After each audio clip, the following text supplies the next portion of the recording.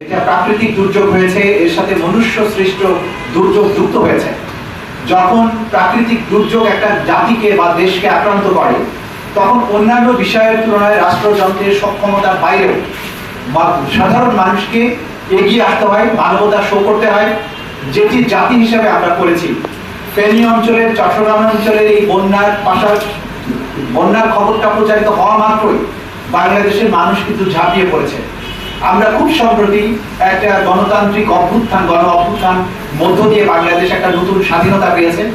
আমাদের তরুণ যে সম্প্রদায়, আমাদের যে ইয়াং জেনারেশন, যা ছাত্ররা, বৈষম্য বিরোধী ছাত্র আন্দোলন সহ আপামর ছাত্র জনতার মধ্যে বাংলাদেশের প্রতি যে অভূতপূর্ব ভালোবাসা, দেশপ্রেম তৈরি হয়েছে, সেই ঐক্যবদ্ধতা সরাসরি এই বন্যা চলাকালীন সময়ে যে ত্রাণ তৎপরতার ক্ষেত্রে তারা শো করেছেন। আমরা কৃতজ্ঞ এই জাতির প্রতি, এই জাতির তরুণদের প্রতি, এই জাতির সন্তানদের প্রতি।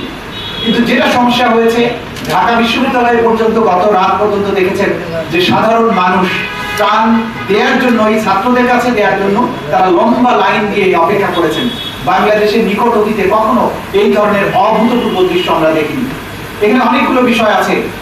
এর অর্থ হচ্ছে যে মানুষ যে স্বৈর শাসনের নিপীড়নে জগদ্দল পাথরের নিচে ছিল, তার থেকে যখন সে মুক্ত বাতাসে এসেছে, তখন সে জাতির জন্য তার সবকিছু দেওয়ার চেষ্টা করছে। এবং ইম্পর্টেন্ট হচ্ছে যে দেখুন তারা কার কাছে গিয়েছে, তারা ছাত্রদের কাছে গিয়েছে, বৈষম্য বিরোধী ছাত্রদের কাছে গিয়েছে, যে তারা বিশ্বাস করেছে জাতির কঠিন ক্রান্তিকালে জীবন দিয়ে যারা দেশটাকে উদ্ধার করেছে, আজকে প্রাকৃতিক দুর্যোগের সময় তাদের কাছে যদি ত্রাণটা দেওয়া হয়, তারা সত্যিকার অর্থে এই ত্রাণটা ভালোভাবে বিতরণ করবে, সঠিক মানুষের কাছে এটা পৌঁছাবে। জাতি হিসাবে এটা আমাদের অবিস্মরণীয় অর্জন।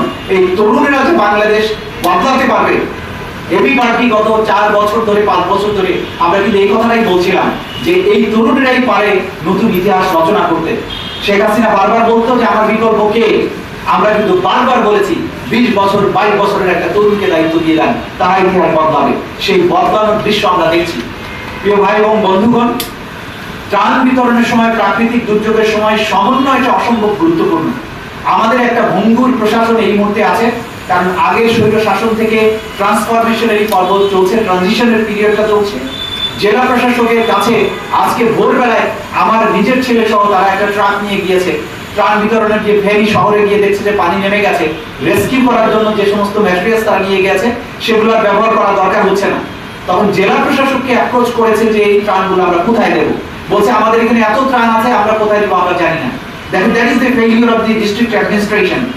তারা এটাকে নিয়ে যে রিমোট এরিয়ায় যেখানে সাধারণ ত্রাণ তৎপরতা যারা চালাচ্ছেন, যারা যেতে পারছেন না, তাদের কাছ থেকে নিয়ে তাদের উচিত ছিল সেনাবাহিনীর ব্যবস্থাপনায় সেখানে পৌঁছানো, সেটা কিন্তু তারা করতে পারেনি। এই বিষয়গুলি ইতিমধ্যে বলা হয়েছে। আমরা এখন দাবি জানাচ্ছি যে অনেকেই হয়তো কিছু কিছু বিষয় আমাদের একটু দৃষ্টি আকর্ষণ করতে চাই। অনেকেই ত্রাণ দেওয়ার জন্য ধরেন 50,000 ট্রাক ভাড়া করে, 60,000 টাকা নৌকা ভাড়া করে সব মিলিয়ে 50,000 টাকা বা 20,000 টাকা ত্রাণ নিয়ে যাচ্ছেন। এগুলো কিন্তু আলটিমেট রেজাল্ট দিচ্ছে না। হয়তো দেখা যাচ্ছে আপনার যাতায়াতের জন্য 1 লাখ টাকা খরচ হয়েছে, আপনি ত্রাণ দিতে পেরেছেন নিজেরা 50,000 টাকা। এটা মোটা দাগে কোনো রেজাল্ট আনছে না।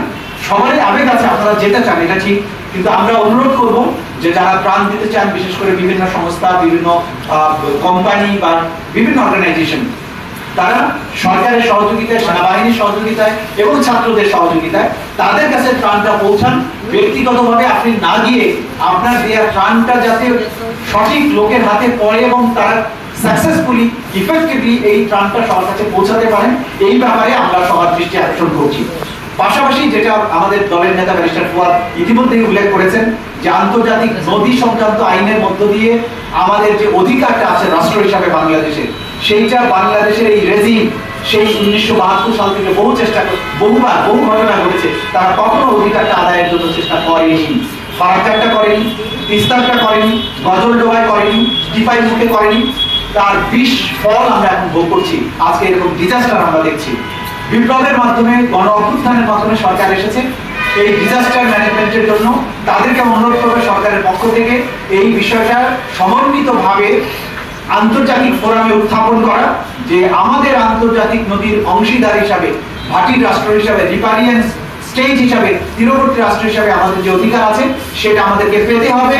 যে অন্যায় তারা যুগের পর যুগ বাংলাদেশের সাথে করছে, নদী নিয়ে বাংলাদেশকে সবচাইতে বেশি ক্ষতিগ্রস্ত করেছে ভারত। আমরা নদীমাতৃক একটি দেশ। বাংলাদেশের জীব বৈচিত্র্য, প্রাণ, প্রকৃতি নদীর সাথে রিলেটেড। এই নদীকে হত্যা করে, এগুলো প্রবাহ নষ্ট করে দিয়ে, ডেজার্টিফিকেশনের মাধ্যমে, স্যালাইনিটির মাধ্যমে আমার রাষ্ট্রটা যখন একটা মরুভূমির দিকে ধাবিত হচ্ছে, তখন এই রাষ্ট্রের প্রায়োরিটি হওয়া উচিত আগামী দিনে কিভাবে আমরা আমাদের নদীগুলোকে অতীতের সেই স্বাভাবিক অবস্থায় আমরা নিয়ে আসতে পারবো।